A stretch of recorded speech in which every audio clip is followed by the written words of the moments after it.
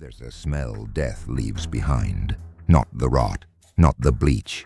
Something quieter, like the air just gave up.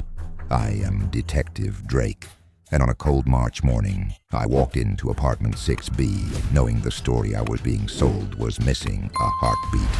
The note was folded in thirds, sitting on the coffee table like a piece of junk mail. I'm sorry, I can't keep living like this. Neat handwriting, no tears, no smudges. A gun on the floor beside the couch, registered to the man slumped over it, mouth open, eyes still reflecting the flicker of the ceiling fan. They said it was a suicide. One look at his shoes told me it wasn't. He was barefoot, in March, window wide open, but no signs of frostbite, no color loss. The body was staged after death. Someone wanted this to scream suicide, but the details whispered something else. The blood splatter was tight, too tight, for someone who supposedly panicked before pulling the trigger. And that hole in the drywall behind him? Wrong angle, a left-handed shot, but the man was right-handed. I'd seen his writing, controlled, elegant, like someone who loved the page more than the people in it. A neighbor upstairs said they heard 3 voices the night before, 2 male, 1 female, arguing, muffled, like someone didn't want the building to hear. The ME later confirmed what my gut already told me. Time of death didn't line up with a supposed goodbye text sent from his phone at 2:17 a.m. So who sent it? I drove out to the address listed on the victim's emergency contact.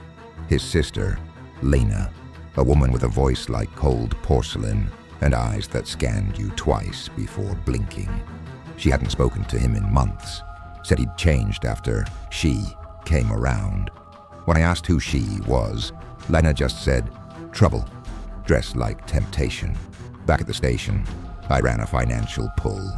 3 weeks before his death, the victim drained nearly $18,000 from a joint savings account. The co-signer? A woman named Camilla Royce. No job on record, no listed residence, just a pattern. Men she got close to, and who all ended up worse for knowing her.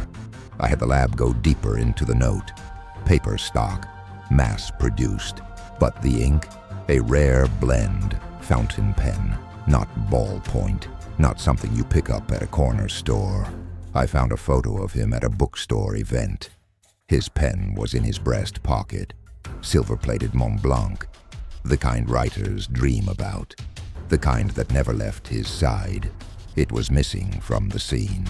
So we had a man with no history of depression, an expensive pen gone, a message that felt sterile, and a girlfriend who disappeared the day he died. The next body showed up 48 hours later, shot once in the chest, basement parking lot. Another man linked to Camilla Royce, same MO, supposed suicide. Same pen found in his glove box, but this one had something the first scene didn't. Fingerprints, not his. The print belonged to a former PI, Royce's ex. Fired after a domestic case went sideways. His last known address, motel off Highway 12. I went alone. He opened the door with the muzzle of a gun, lowered it when he saw the badge. His hands shook, his mouth didn't. She played me, he said. Made me think we were running from something. Then one night she left.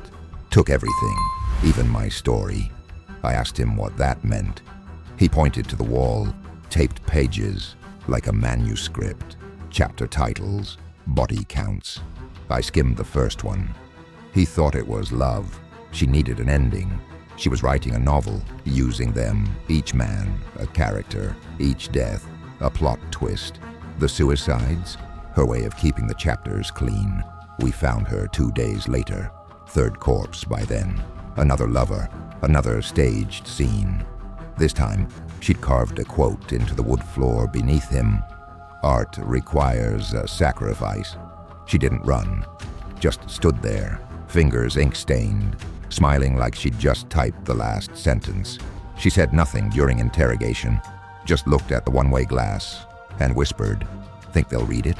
Sometimes, evil doesn't come with rage or motive.